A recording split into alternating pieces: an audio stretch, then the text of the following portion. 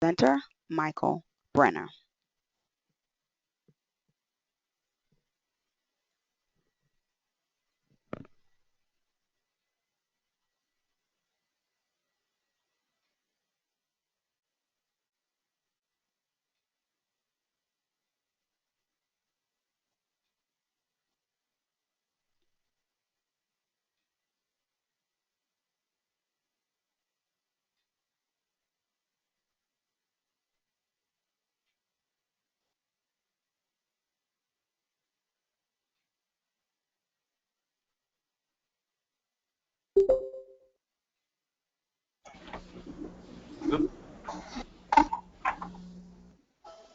To enable Hello. audio control, please enter your audio PIN followed by the pound or hash sign.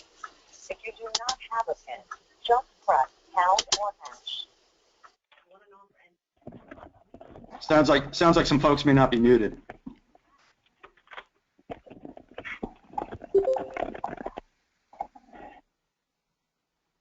Okay, so let's see if we can mute everyone but me. Otherwise, it'll be a little disconcerting. So welcome everyone, and just by way of a brief introduction here, a lot of people ask me about the origin of right chord leadership, the name right chord leadership, and as Lynette said, I am a professional musician and have been for about 25 years, in addition to my role as a consultant, a facilitator, a speaker, and a professor. I've actually taught at LaSalle University in the past. This fall I'll be teaching at Temple University. And I've learned a lot about great performance, what it takes to deliver great performance, not only on stage, but in the workplace, as a result of being a musician. And I don't know if there are any musicians out there in the audience, but if you are a musician, you probably recognize what these are. These are chords. If you play guitar or piano or other chordal instrument, you'll note that a chord is nothing more than a series of notes played simultaneously. And chords can either be really harmonious and sound very pleasant to the ear, or if you play the wrong notes at the same time, it sounds very discordant and very off-putting to the ear. And I had a bit of an epiphany a few years ago, and I realized that chords are really a very apt metaphor for people and how people work together in the workplace. So what I ask my clients is, what chords are you playing at work? You know, what music are you sending out at work? Are they harmonious? Are they the kind of chords that people want to listen to and be around, or are they shrill?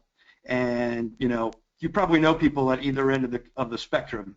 Those that you enjoy working with, they're collaborative and cooperative and fun. And those who, when you see them coming down the hallway, you go, gee, but I'm going to head in the opposite direction. So that's a little bit about my background, and what I like to say is that right chord leadership, we help leaders, teams, and organizations achieve great performance, and I do that by offering consulting services and programs through a number of different media, and I touch on all of the different topics that you see on the screen there.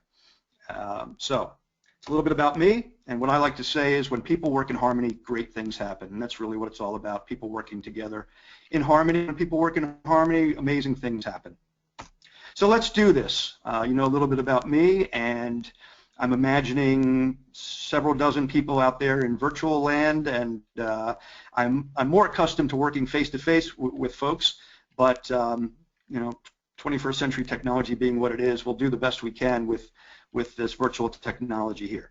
So the first thing I'm going to do is going to ask you a quick poll question. And in order to do that, I believe I need to turn the operation of the webinar over to Lynette for a moment, and she's going to run the poll question.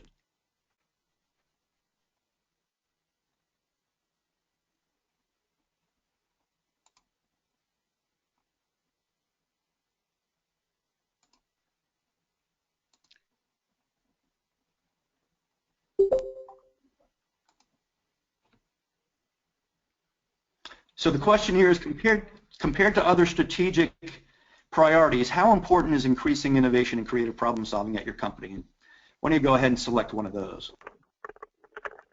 Now, is everyone seeing it on the screen, the poll question? Okay, I see some votes are coming in, so yes. Okay, good.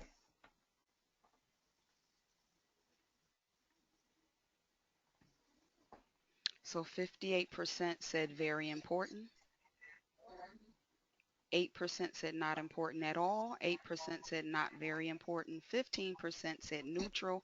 And then 15% said important. So I'm going to close the poll. Okay.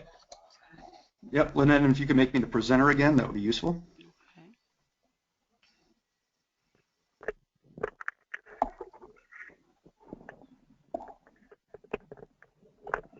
Bear with me a moment.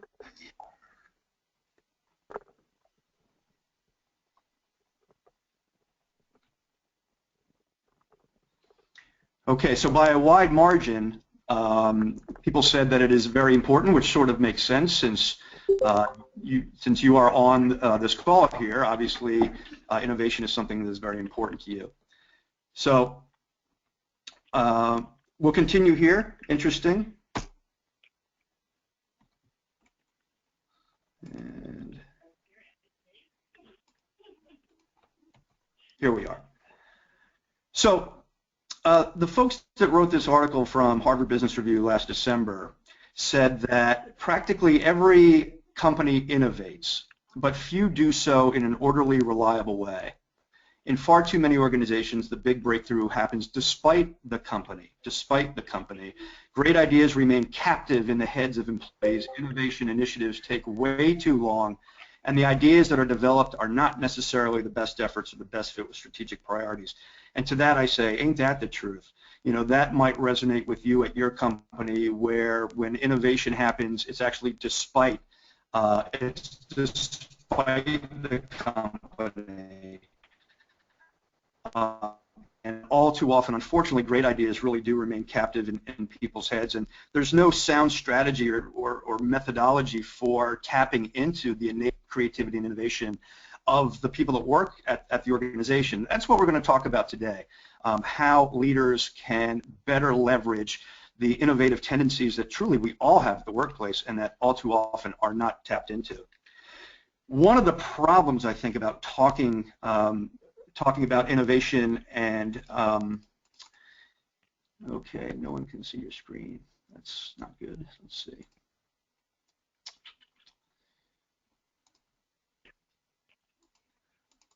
Okay. Sorry, folks. My screen is indicating that my screen is showing. Lynette, if you could make me the presenter again, I think that might be the issue.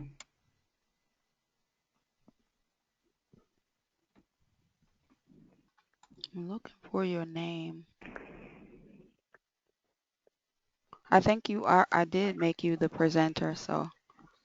Okay. Because your name. So I'm gonna switch me back and then put you back up and see what happens. Sorry. Oh. Maybe it's something that's going on with my screen only.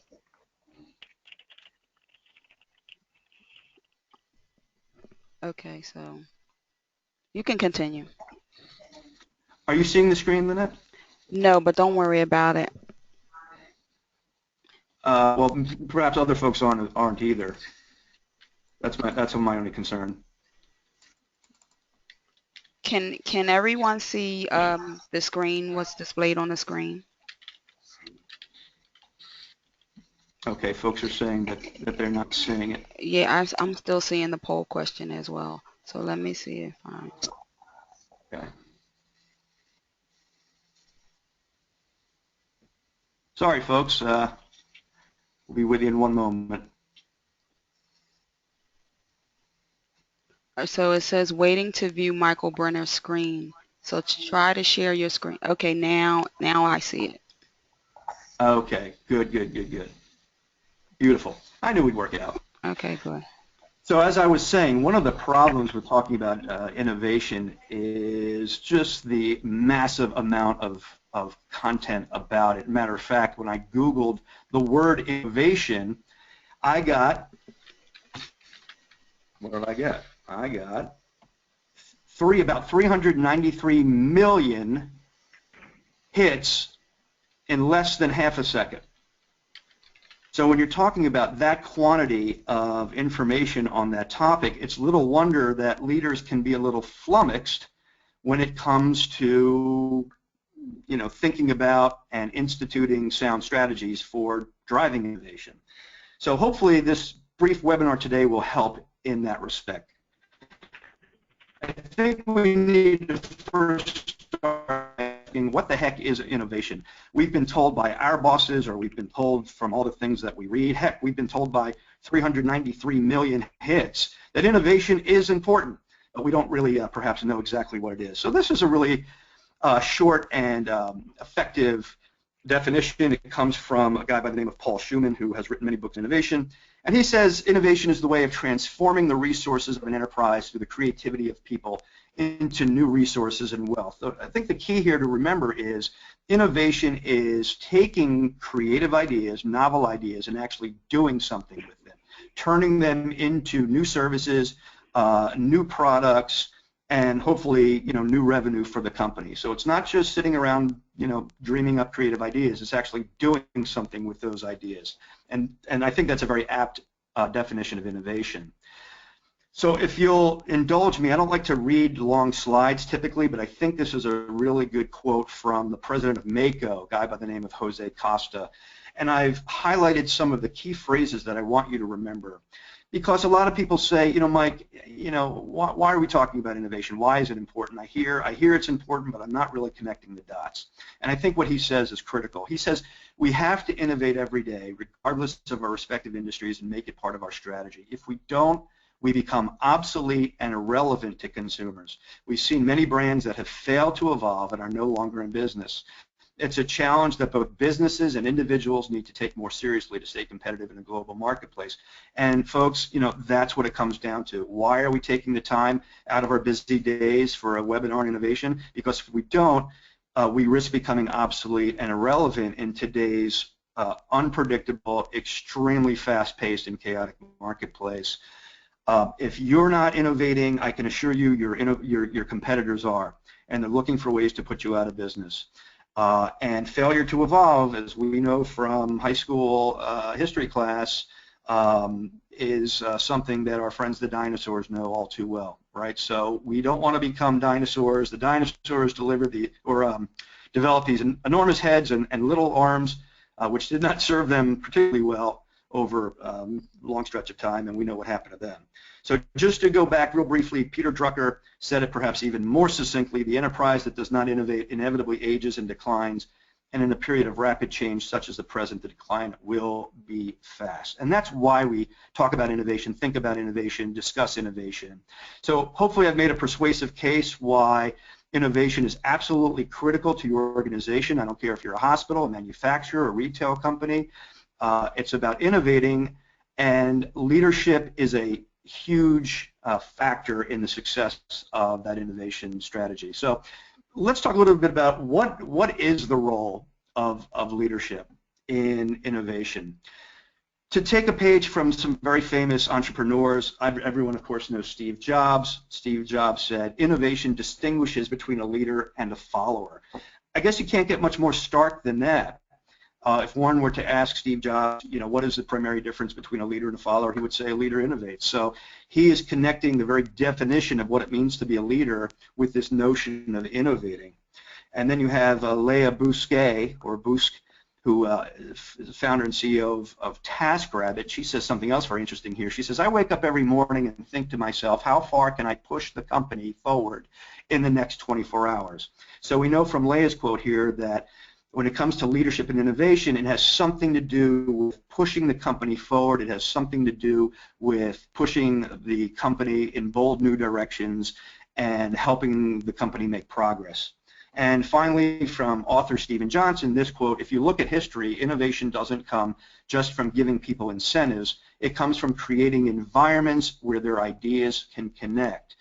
So what we take away from this quote is innovation and leadership has something to do with creating the kind of culture, the kind of environment where people can connect, where ideas can take root, and where people have the freedom to explore and experiment. So when we take Steve Jobs' quote and Leah's quote and Stephen's quote, we start to get a picture of leadership's role in fostering the innovative culture. So let's peel the onion back even a little further and take a deeper dive into what leadership can specifically do to drive innovation, which is, of course, the title of today's webinar. So, you know, as I said, 393 million hits in less than half a second. Here are 5 innovation-boosting practices that leaders can implement immediately into the workplace. Are these the only 5? Absolutely not. Absolutely not. Are these the best 5? I can't say for sure. But what I do know, in working in this field for about 15 years and working with a lot of clients around this topic of innovation, that these 5 have proven to be particularly useful and particularly powerful. And as I say, it doesn't matter what kind of organization you are, they can be implemented in a way that conforms to your norms, that conforms to your protocols, and you can have a lot of success with these 5 practices. So let's spend the next part of the webinar, now that we've sort of set a foundation for what is innovation and what is leadership's role in innovation, let's talk a little bit about these practices. And here they are. Number 1, and as I say, we'll peel back the onion on all of these, but I want to share them with you up front first. Number 1 is to articulate and communicate a powerful purpose. Number 2 is to nurture, support, and reward innovative thinking. Number 3, facilitate progress on meaningful work. Essential leadership practice number 4, embrace and encourage constant course correction. And number 5, seek and celebrate the unexpected. Okay, so let's tackle each of these in turn. Number 1, articulating and communicating a powerful purpose. Folks, over the last few years, I have transformed into Captain Purpose. My alter ego is a superhero who is dedicated to ridding the world of lame, uninspiring mission statements, visions, and values, one team, one department, one company at a time. Well, of course, I'm being only slightly facetious here, but over the last few years, I've really come to appreciate the power of having a purpose that galvanizes and motivates and inspires the workforce. And the reason why I've really looked at the power of purpose lately is because I've just seen too many uninspiring and lame missions, visions, and values. And I actually came across this cartoon I think is brilliant. Here's a company putting together a mission statement, and you know, they're literally, it's basically a Mad Lib, right? They're basically just plopping in words, cliches that they've seen elsewhere, and in a fruitless attempt to come up with a mission statement that inspires anybody to want to come and do their best work. So in the first line, they're putting in a heartfelt adjective, then a few cliches, and then, you know, perhaps a long-winded phrase, finishing up with a big aspirational word directed to some kind of vague group. And he says, you know, how about quality? She says, no, we already used that. Now, I think a lot of you can probably identify with this, and I want to make the point that I'm not saying that mission statements don't have their place. They certainly do.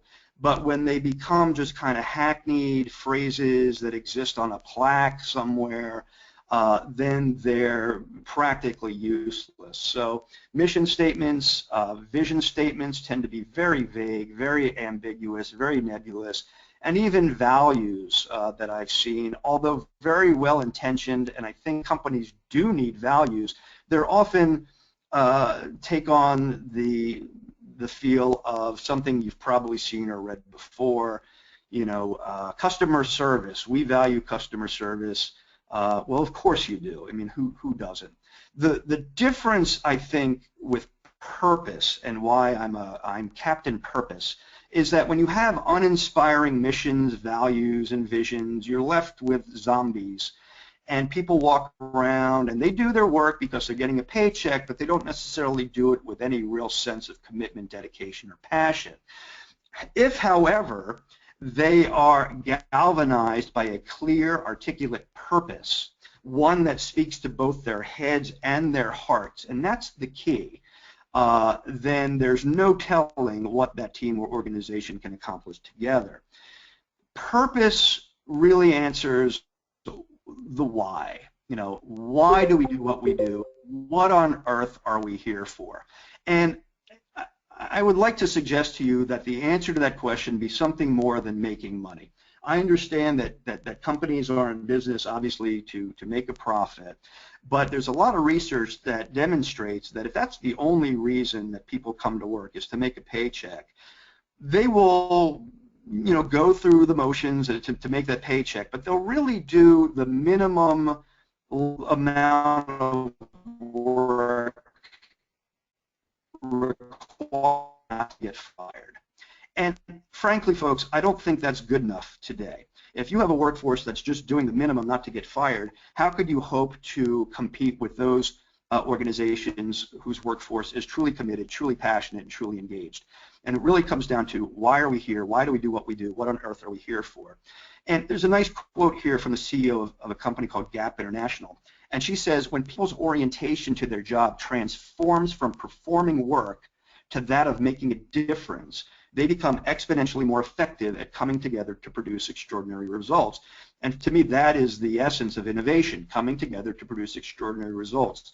It can't happen unless people feel that they're making a difference, making a meaningful contribution, and that that contribution matters. And that's why, for me, articulating a galvanizing purpose that answers the question, why do we do what we do, why on earth are we here, is the first step in creating a culture of innovation. Now let's hear from Pontish in this brief clip.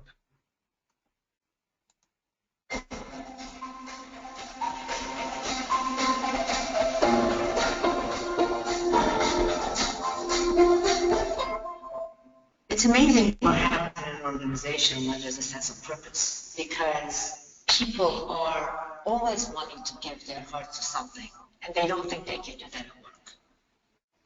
People want to make a difference, and usually that's an extracurricular activity.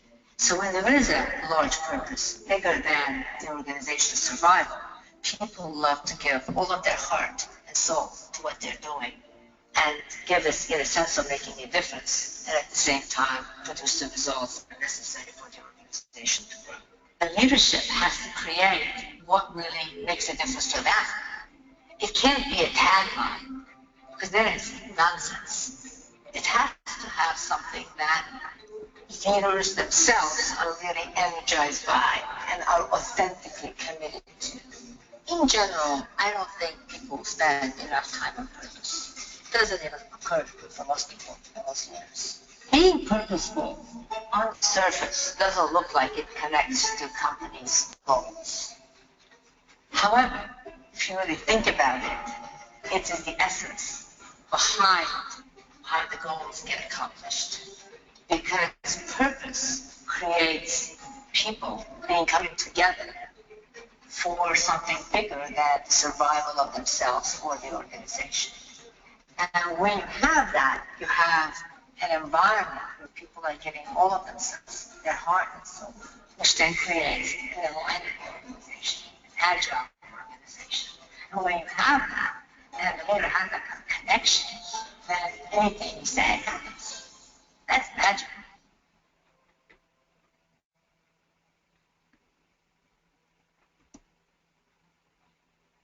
Yeah, I love that. I love that clip. She talks about connection. She talks about heart and soul. And she talks about the power of purpose to galvanize a team to produce exceptional work. And for me, that's the first step in creating a culture of innovation and driving innovation. I have some tips for you as to how you can go about thinking about that for yourself.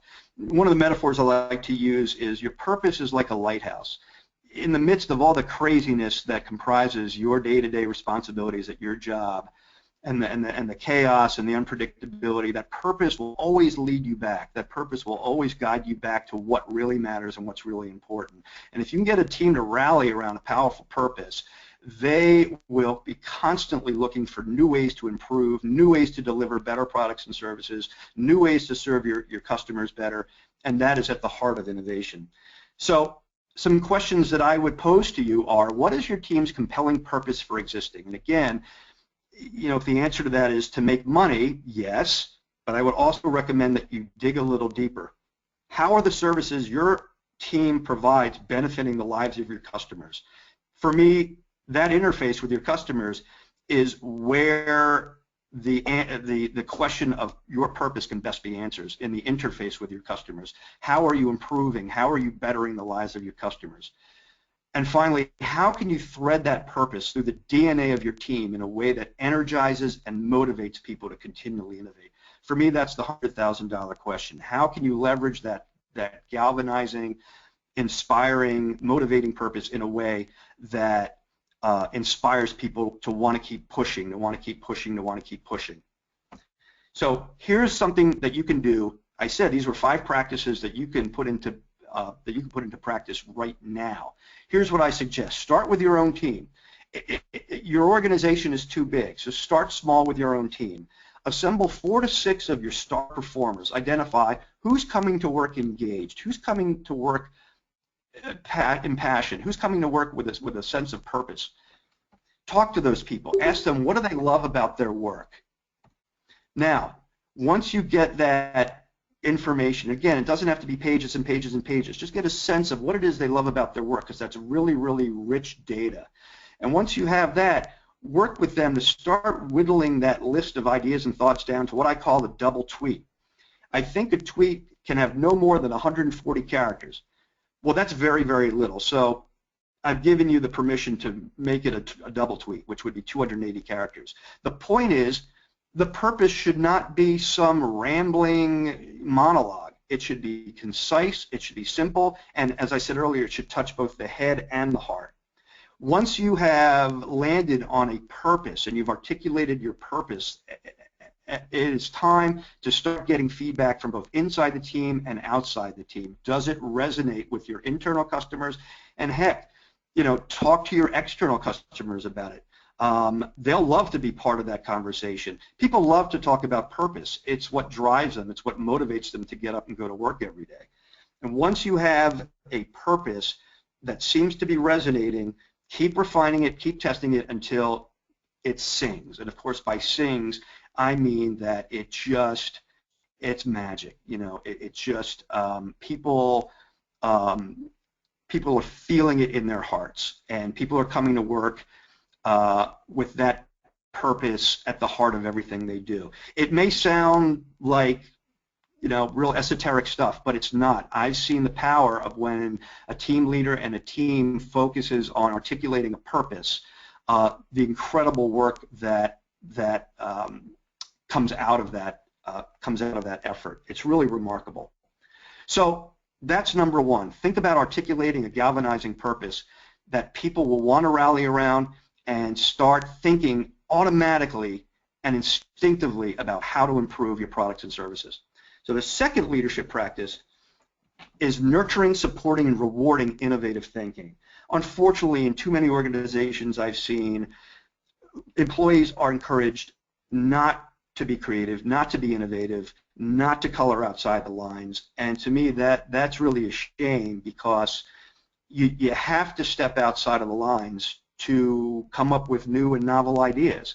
And those organizations that actually cultivate, support, nurture, and even reward innovative thinking are the ones that I see making real progress. I think there's a fear of rewarding innovative thinking, because the thinking is that, well, if I have all my people, sitting around dreaming up new processes and new things, then they're not actually doing their work. And my response to that is that is their work, or at least part of their work. There's a lot of research on companies that actually have their employees dedicate a certain amount of time each day or each week purely to brainstorm, purely to think innovatively. And the new ideas for products and services that come out of that relatively brief period of time are incredible. So, the research really speaks for itself. I'll give you an example. In one of the workshops that I do on creativity and innovation, I show this picture of a wheelbarrow, and I asked people to write down as many observations of this wheelbarrow as they can in about 2 to 3 minutes.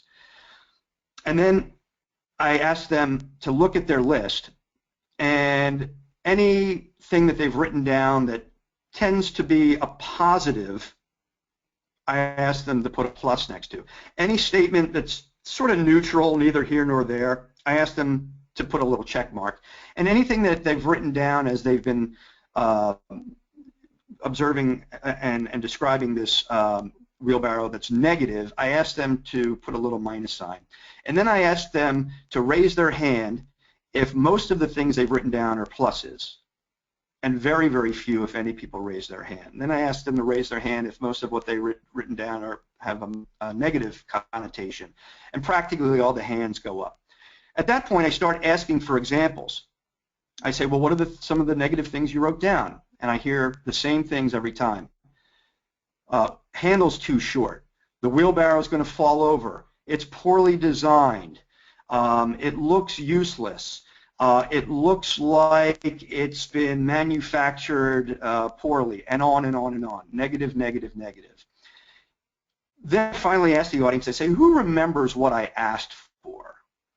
I asked for observations, and what you gave me were descriptions. Observations and descriptions are very different.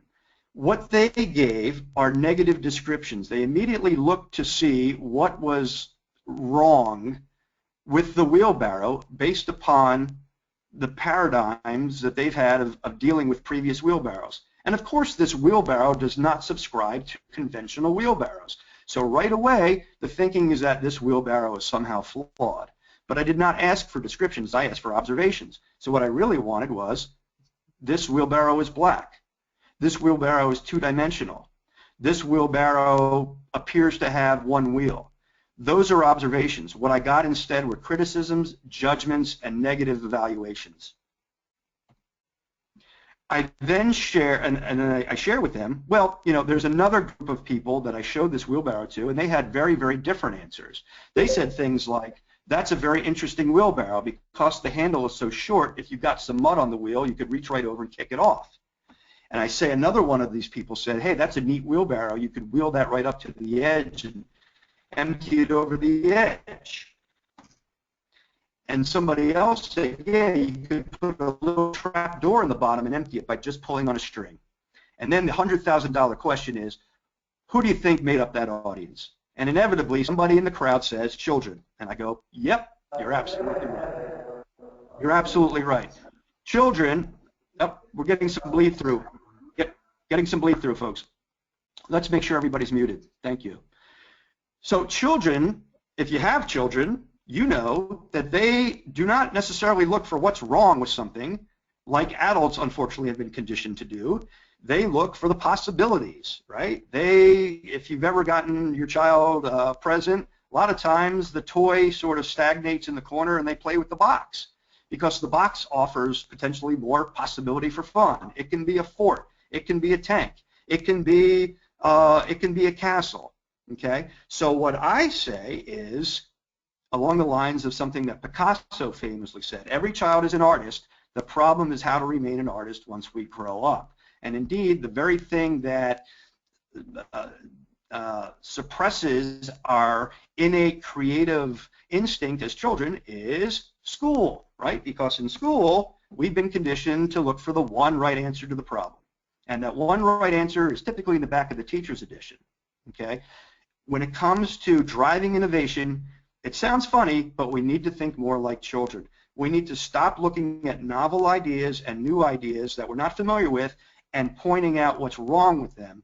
And what we should do is adopt more of a childlike mentality and look for the possibility, look for the opportunity. I always tell my clients, rather than look for what's wrong with an idea, look for what's potentially right about it.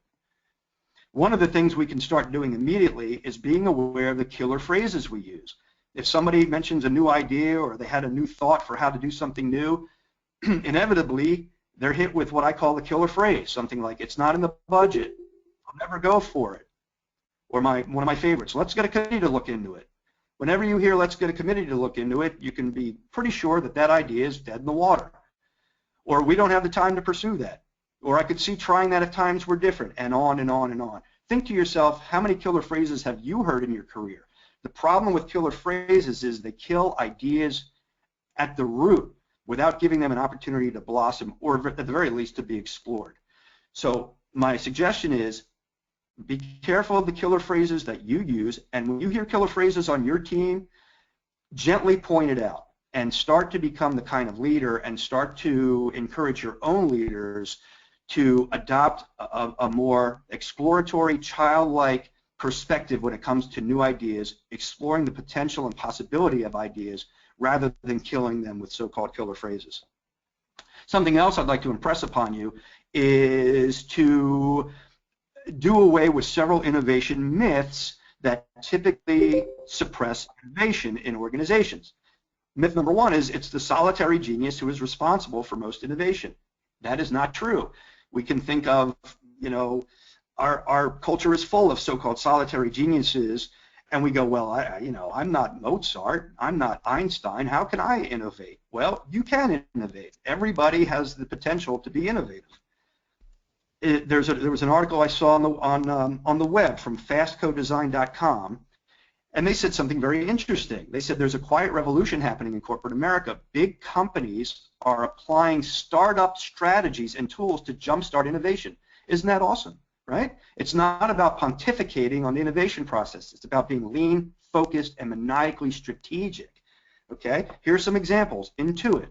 They organize multi-day lean start-ins that gather so-called entrepreneurs from across the company to teach them how to apply rapid experimentation or rapid experimentation methodologies to create new products, services, and business models.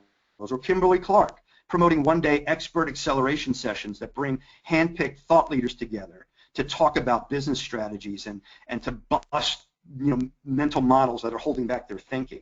Or Whirlpool, using a network of so-called innovation mentors who come in and help the business teams focus on challenging market orthodoxies. Do you see the theme here? It's all about challenging the conventional, challenging the way things have always been done. And in my experience, that's the one thing that holds teams and organizations back the most, the way we've always done it. I urge everyone on this webinar to get outside of that mode of thinking, adopt Picasso's philosophy. How do we get back to that childlike innocence and start thinking new and novel ideas differently? Myth number two, the techies are the only innovators. Not true. There's a lot of innovation happening in technology, but everybody from sales to marketing to merchandising to you name it has the power to innovate. It's not just the purview of the tech folks. Number three, if it isn't new to the world, it's not innovation. Not true at all. There's innovation that reflects what is kind of comically referred to here as good theft and bad theft, right? Good theft is borrowing ideas, being inspired by ideas, honoring those ideas, crediting those ideas, taking those ideas, and transforming them using your own voice, your own experience, your own biography. And I love the last one there, remix. If you have kids that are into music, like I am, they're taking music and they're combining it in new and novel ways and calling them remixes, and it's like the hottest thing now in the clubs, right? Of course, there's bad inspiration, there's bad theft, and that's when you plagiarize or you imitate without giving credit, or you rip someone off. That's not the kind of idea borrowing I'm talking about. But there's nothing wrong with taking an existing idea and building on it. I mean, that is the history of innovation, is taking ideas, tweaking them, modifying them, and improving them. So there's nothing wrong with that. Okay? So number four, myth number four, innovation will distract us from what's really important. Okay? What I'd like to impress upon you is that the daily work that you all need to do, as part of your job responsibilities, that's not going anywhere. That is an integral part of what you need to do as part of your job position. But innovation should be just as critical. Working in opportunities to think, to brainstorm, to connect is not distracting you from what's really important. It is what's really important, or at least as important as anything else you might be doing in the course of your day. And finally, myth number five, innovation equals chaos. Not true. If you think about a jazz solo, and as a jazz saxophonist, I play jazz solos all the time. What's interesting about a jazz solo, people think, oh, you can just play anything you want. Not true. A jazz solo allows for maximum freedom and maximum creativity within certain constraints and certain confines. In musical language, those constraints are chords, right? Or the structure or form of the song. You can't just play anything you want. Then it sounds bad. Actually, there's a type of jazz called free jazz where you do play practically anything you want as it comes to you. And very few people enjoy listening to free jazz because it's just hard to listen to. But like a well-crafted jazz solo, your efforts at your organization can allow for maximum freedom, maximum creativity within certain protocols and within certain guidelines and rules. That's for you to decide what makes sense for your team. But innovation does not equal free-for-all chaos. As a matter of fact, the most innovative ideas came out of structured freedom. That's the best metaphor that I can use for this example. So let's talk a little bit about essential leadership practice number 3, facilitating progress on meaningful work. A few years ago, the director of research at Harvard Business School, a woman by the name of Dr. Teresa Amabile, someone I had the privilege of working with, did a really cool research study. And she wanted to look at what really drives engagement and performance in the workplace.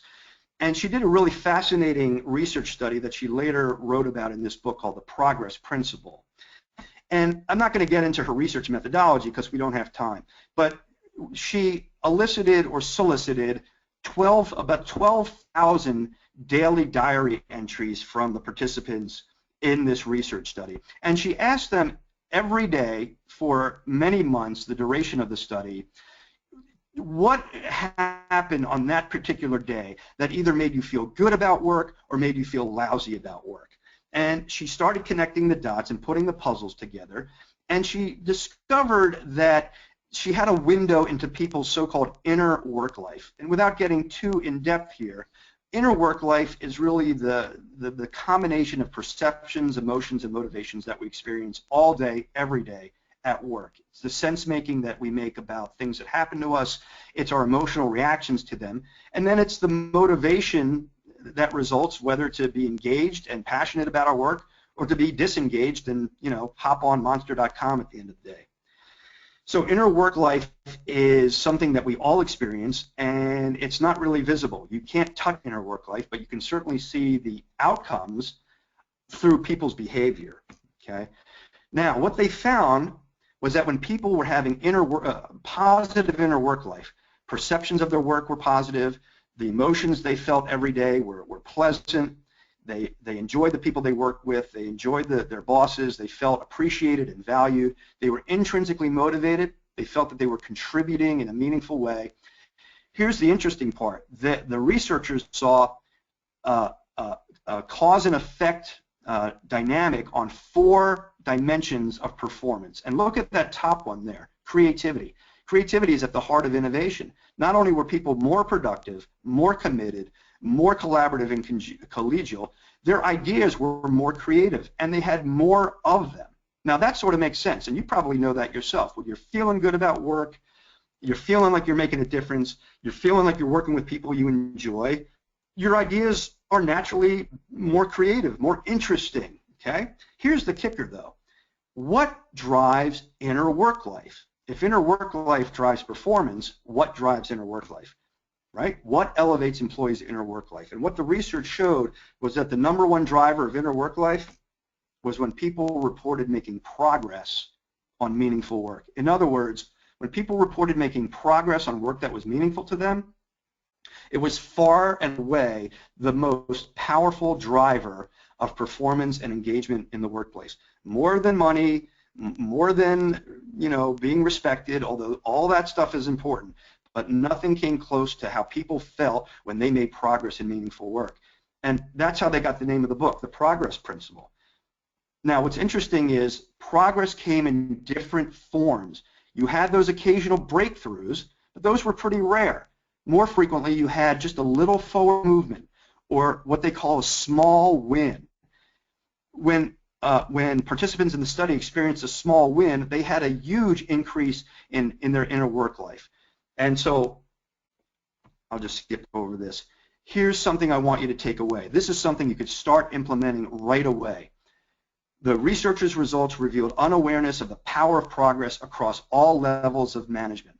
Any manager's job description should start with facilitating subordinates' progress every day. Even if this imperative isn't big news for you, many managers are clearly unaware of it.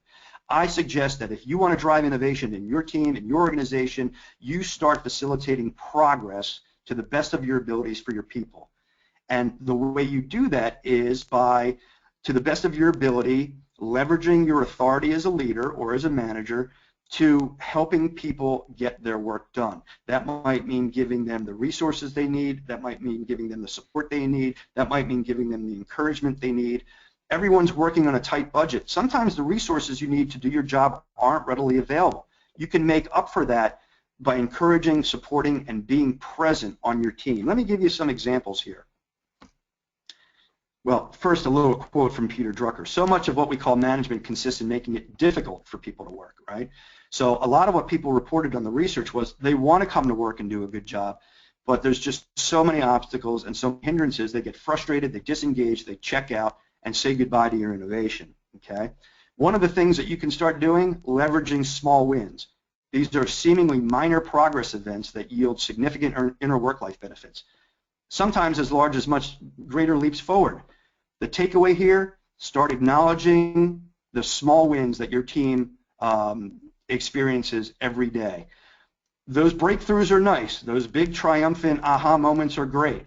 But small wins are just as powerful, and they'll drive progress and they'll drive inner work life, and people will continue to find innovative ways to do their work.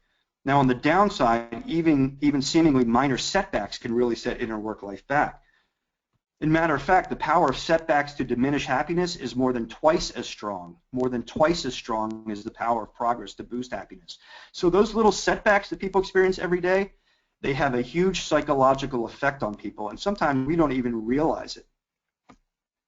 Okay, so taking a page from Benjamin Zander, a famous, he's the conductor of Boston Symphony Orchestra, and he does a lot of work around innovation and creativity in his workshops, and he says something I really like.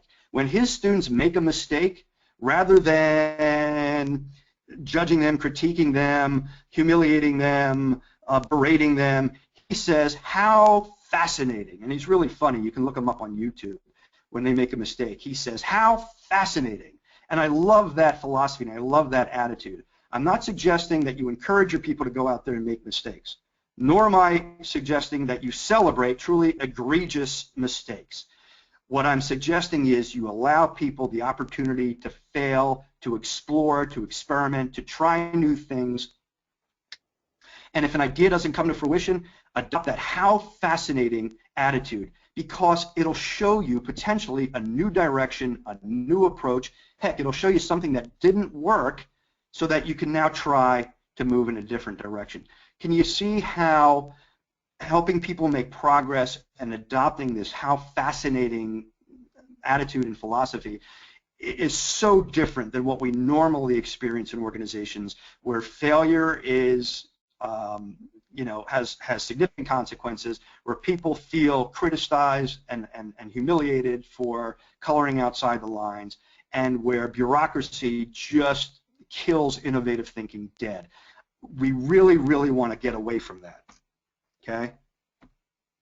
So in the interest of time, I'm just going to move to the fourth essential leadership practice, embracing and encouraging constant course correction, okay?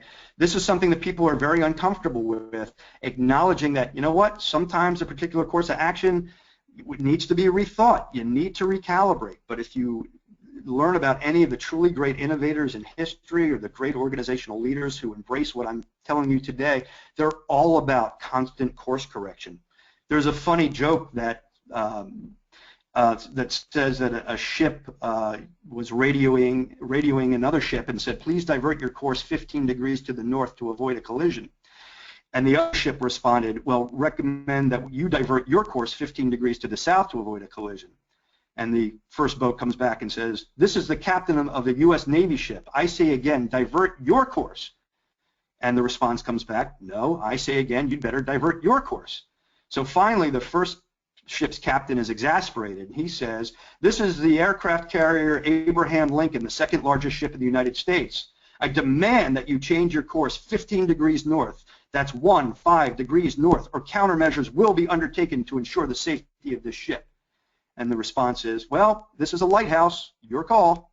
Okay, so it wasn't a ship at all, it was actually a lighthouse. Okay, so whether that story really happened or not is irrelevant. The point is, sometimes we need to recalibrate. We need to step back, we need to rethink an approach that, heck, we thought was going to be terrific, and it just hasn't turned out to be so. So remember the ship and the lighthouse, okay? Let's take a quick look here at a little video clip here from John Covey, who talks a little bit about constant course correction and why it's imperative to driving innovation. So how do we get from where we're at to where we want to go? You know, the analogy is given of a plane taking off from Los Angeles heading to New York. Well, once it gets into the air, immediately it's off of its course, its perfect flight path. It has a perfect path that is constantly making adjustments and corrections. So as it travels, it actually gets to its final destination. I found that true with myself in Sept. As a leader, you're walking to a meeting, you're working with an individual. You've got a perfect flight path. Does the meeting always go down the perfect flight path? Does the meeting with the customer always go down the perfect flight path? It doesn't. So constant small corrections to keep us on the path to make sure that we do land where we want to land is what we need. I find those things, those corrections can happen in a couple of ways. One, as I walk out of meetings, I say to myself, how did that go? What went well? What could I have improved? Where do I need to change? And another important aspect of that is getting some instrumentation feedback from those around you. Other people in the meeting, salespeople, based on the kind of meeting it is, getting their feedback, helping you make those small adjustments to help you get to that final destination.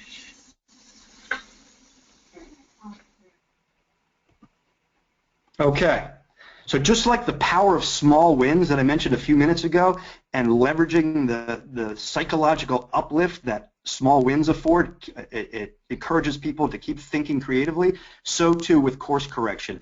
Leaving a meeting, leaving a client interaction, thinking about a process, what could we do better? It really needs to become part of the DNA of the team, which is not easy, but once it does, it's remarkable the results that you can experience. So looking, what went well, what could we have done better, and don't just come up with it yourself. Ask your team. Teammates are hungry to give that kind of feedback to their leaders, and unfortunately, all too often leaders they're not accessible. They can't be found, or they just don't think to allow their people to have a voice in that conversation. So what I would suggest to you is identify one area in your department that would benefit from a course correction. You might phrase it in the form of how might we? How might we do that process quicker? How might we deliver a better quality product? How might we run our meetings more efficiently? It doesn't matter. But what I find is how might we is the magic phrase of innovation. It leads to incredible insight. And then if you're so inclined, here's a little exercise called feed forward.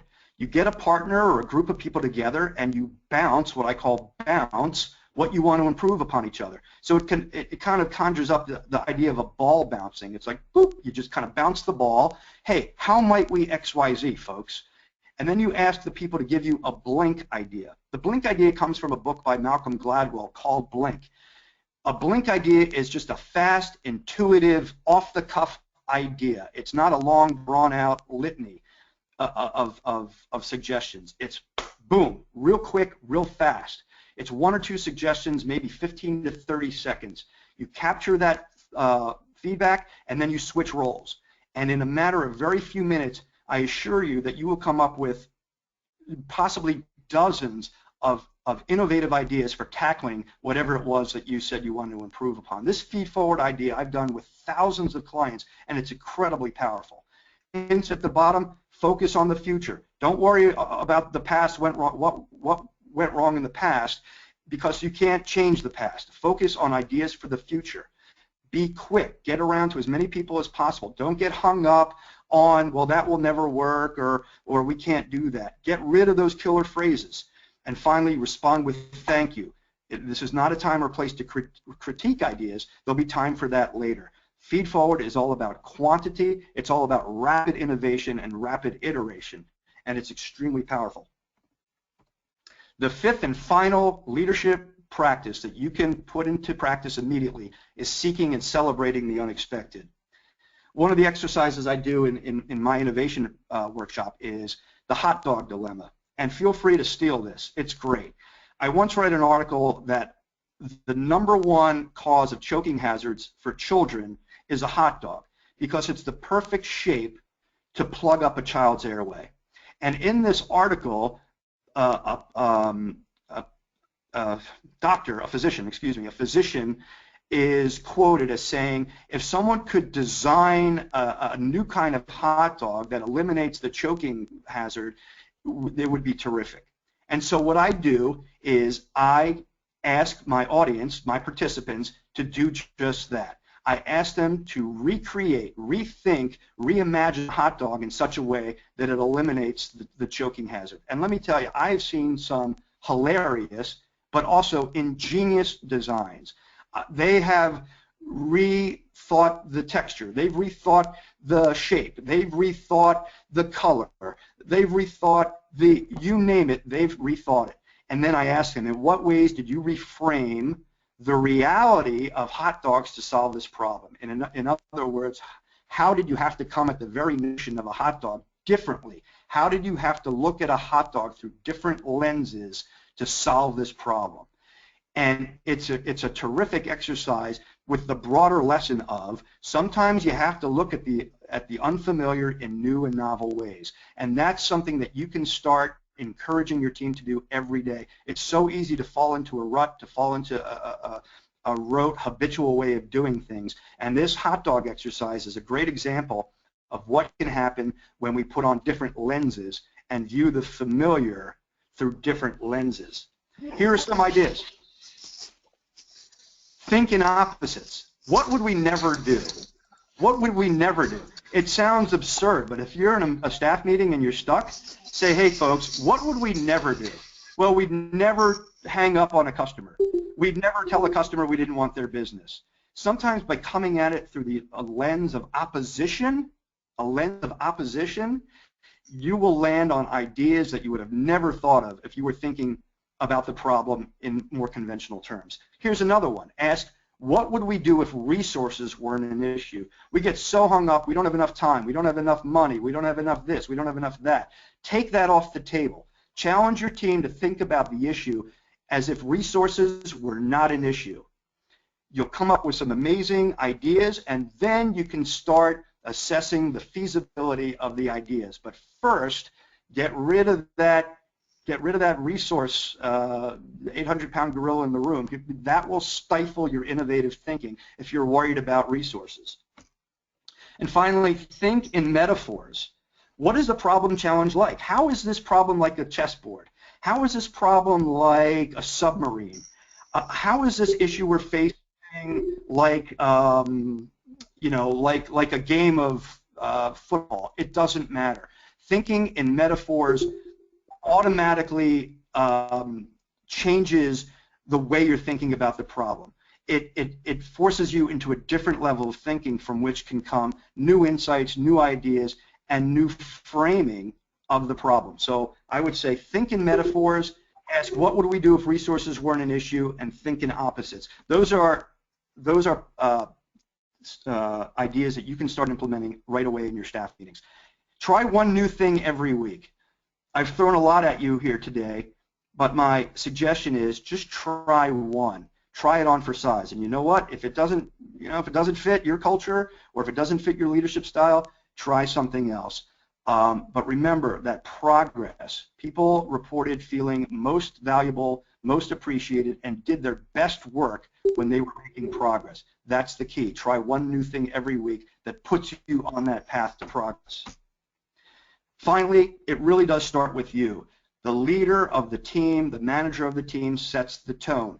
If innovation is not part of your DNA, if it's something that you have framed up as something that is a distraction from the quote real work, there's no way that you'll be able to galvanize a team. There's no way that you'll be able to create a culture of innovation. They're looking to you for cues. If innovation and the permission to explore and be creative and innovate is explicit from you and expected of your people, there's no telling what will happen, but it really does start with you first. Just like putting on the mask in the airplane starts with putting it on yourself first. Same kind of deal. Finally, a lesson from the great Bruce Lee. Knowing is not enough. You must apply. Winning is not enough. You must do. It's great to think about all this stuff and say you went to this webinar, and I'm incredibly appreciative that you have come to this webinar. I encourage you to do something. Take action. Do one thing differently. From a small action can come huge results. And heck, if we can get millions of people to look at cats playing the piano on the internet, surely we can get people fired up and inspired about innovation. So in conclusion, and I know I've gone over here by a few minutes, I appreciate those of you who are still hanging on. Wow, can you tell I'm passionate about this stuff? Can you tell I believe in this stuff? I know that you do too, otherwise you wouldn't have been on this phone call. And to that I say, you all rock. We need more people like you who take time out of their busy days to learn about what it takes to drive innovation, because people like you are what is going to help our organizations and our companies get to the next level and not only survive but thrive in this crazy 21st century marketplace. So keep up the good work. If you have any questions, I encourage you to reach out to me. This is an area that obviously I want to serve as a resource for you. I have a lot of experience and a lot of resources that I'd be more than happy to share with you. Let's talk. My email address is michael@rightchordleadership.com. If you have any questions or concerns or want clarification about anything, that's the email. You can feel free to call me. That's the direct line. Check out my website, rightchordleadership.com. And if you do that, I do have a blog which I write once or twice a week. I try to keep it relevant and appropriate, fun, and have it focus on the challenges that folks like you are facing every day. And if you sign up, I'll be happy to give you something I created called the Progress Playbook. And the Progress Playbook is a great tool for helping you drive engagement and performance on your team. I just give it away absolutely free. I will not spam you, and you can drop off the list anytime you want. So thank you again. Thank you, Lynette, for facilitating and hosting this webinar. It was a real treat. And go out there and innovate and do great things. Thank you so much for listening. Thank you. Thank you, Mike. We have limited time for questions. If anyone has a question, now would be the time to ask. You could either type the question in the chat box or say it aloud. So we have about maybe 5 more minutes for questions. So it doesn't seem like anyone has a question. So I will ask one. I've either bored them to tears or I've you've answered. You've done so well. You've done so I've given well. them so much information, they're completely stymied. So one of my questions is when an employee has an innovative idea that he or she believes would help the company, but they're under leaders and decision makers of the company who don't embrace innovation. So what suggestions could you offer on how to get buy-in from leaders to embrace new and different things that could help the company? Yeah, Yeah, that's an awesome question, and a lot of folks are frustrated by that very thing, where they want to make change, they see opportunities for improvement, but they just have a leader who's kind of stuck in that that status quo killer phrase mentality that I talked about earlier. What needs to happen there is to frame or position the case that you want to make in such a way that it resonates with that leader. And forgive me if this sounds like an advertisement. I don't intend it to, but in my programs on influence and persuasion and communication, there are techniques and strategies which help people relay or convey an idea to the decision maker in such a way that it is inviting and resonates with that leader. If you have a leader who is only bottom line focused, is not very creative, is not very innovative, you'll need to frame your creative idea in such a way that it resonates with their temperament, right? But it is possible. Maybe you have to frame that idea in a dollars and cents way, in a way that that person can see the cost savings associated with that idea.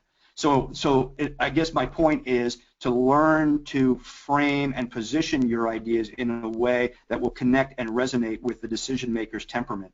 That is a skill, that is an art, and it's not easy, but it can be done.